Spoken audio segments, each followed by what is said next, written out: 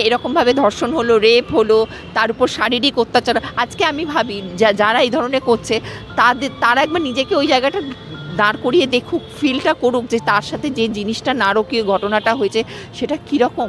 একবার তাদের আমি ঈশ্বরের কাছে একটাই প্রার্থনা করব, তাদের যেন সেই চেতনাটা দিই, আর কিচ্ছু বলবো না।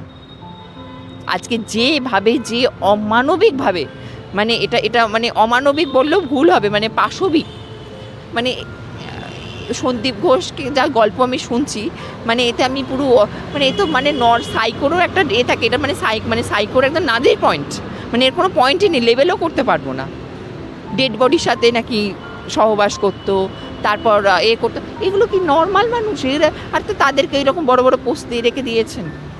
ভাবতে খুব লজ্জা লাগছে, আমরা যে রাজ্যে বাস করি বা যে দেশে বাস করি, শুধু আমি পশ্চিমবঙ্গ বলবো না, যেখানেই এই ধরনের নারকীয় ঘটনা হয়েছে, হাথরাস বলুন, মণিপুর বলুন, আপনার